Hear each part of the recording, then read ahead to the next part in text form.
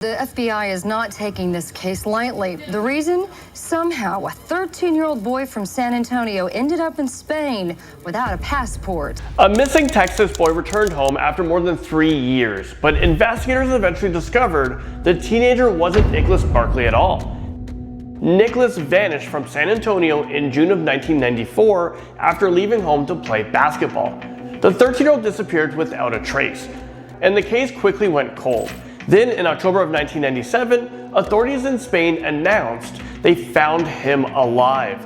A teenager claiming to be Nicholas said he had been kidnapped, trafficked across Europe, and abused for years. His family welcomed him home, even though the boy had brown eyes instead of Nicholas's blue eyes, spoke with a French accent instead of a Texas one, and appeared significantly older than he should have been. Well, the story held together until investigators compared photographs and physical features, including his ears. The teenager was exposed as Frederick Borden, the 23-year-old French serial imposter who had spent years pretending to be missing children. But exposing the fraud only deepened the mystery. Nicholas was still gone. Some investigators later questioned whether family members accepted such an obvious imposter because they already knew the real Nicholas would never return. I knew they knew I wasn't Nicholas. I knew that they were pretending I was Nicholas. I knew it very deeply in my heart, and I knew they were pretending that I was pretending. That it was a never-end game. More than 30 years later, the missing boy has never been found, and the only person who came home was a stranger. Next, we have Auguste Lamont. 4-year-old August, or Gus Lamont, vanished from a remote South Australian sheep station, one of the largest searches in the region's history. Well, they failed to find a single trace of him. Gus disappeared from Oak Park Station in September of 2025, while surrounded by family members and other adults. Within hours, police launched an enormous search involving helicopters, drones, specialist trackers, military personnel, search dogs, divers, and hundreds of volunteers.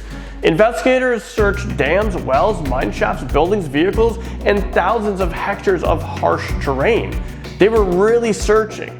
Days passed with no sighting, no evidence, and no explanation. Then detectives dramatically changed direction. We've identified a number of inconsistencies and discrepancies with that information as it relates to timelines and the versions of events provided to us. Police publicly declared the case a major crime investigation and revealed they no longer believed Gus had simply wandered away. Search warrants were executed at multiple properties, electronic devices were seized, and investigators identified a suspect known to be the child. Well, detectives also stated that several people likely knew exactly what happened and were refusing to tell the truth. Months after the disappearance, despite the intense search and the mountain of suspicion surrounding those closest to him, Gus remains missing, leaving investigators convinced that the answer may have been hidden at the property from the very beginning. Christopher Denoyer, a body buried beneath a California home, transformed a missing person mystery into a homicide investigation years after Christopher Denoyer disappeared.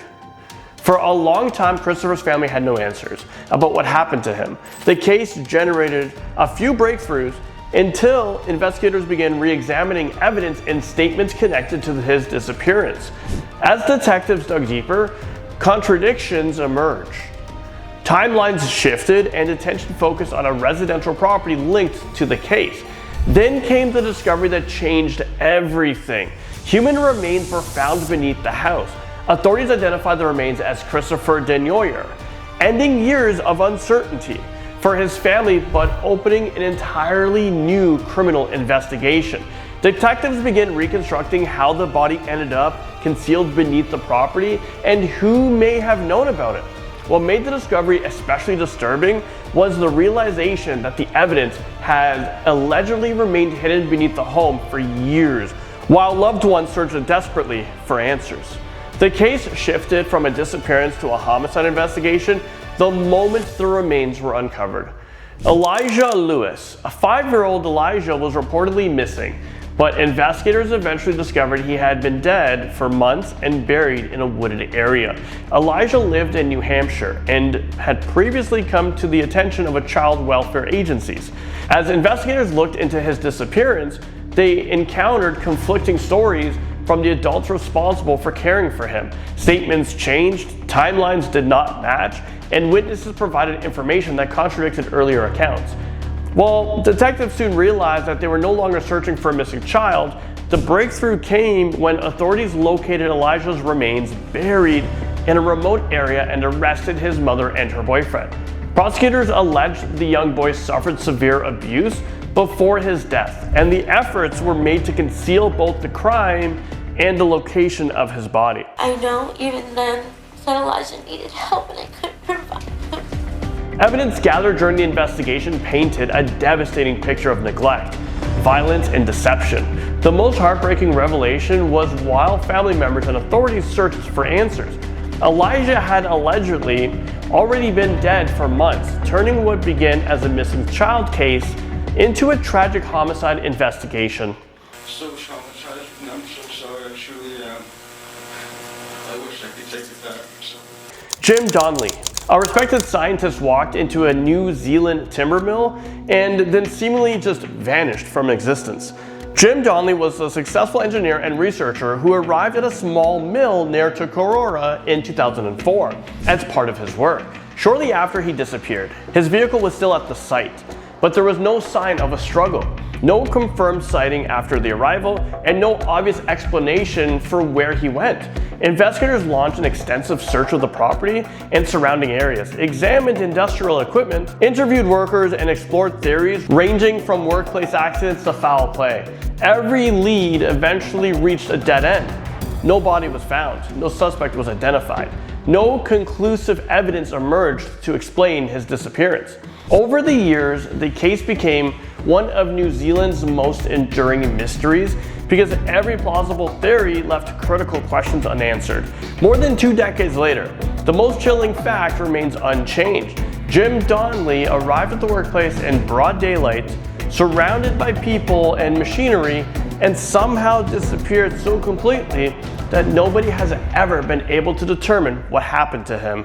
A 21-year-old mother vanished after meeting a man she connected with on social media, and police say the first date ended in murder. Arianna Bailey Jones from Glendale, Arizona, was last seen on July 5th, 2026, after going to a movie with 24-year-old Dominic Scott Glenn Rodolico, whom investigators say she was meeting in person for the first time. When Arianna failed to return home, her family reported her missing, and officers found her apartment abandoned with the 2-year-old son's dog locked in a kennel without food or water and her phone left behind. Investigators used surveillance footage, cell phone data, and license plate readers to trace the pair's movement to a remote desert area near Lake Pleasant, where cadaver dogs later discovered human remains in a shallow grave, believed to be Arianna. Rodolico allegedly claimed that the couple had been attacked by 2 unknown men who stabbed Arianna while he escaped, but detectives say surveillance footage, forensic evidence, and inconsistencies in his story contradicted that account. He was arrested while reportedly cleaning the back of his vehicle, and has since been charged with first-degree premeditated murder and is being held on a $2 million bond as the investigation continues. The most heartbreaking detail is that Arianna left behind a 2-year-old son, while her family says she simply wanted to build a better life and never come home from what was supposed to be a first date.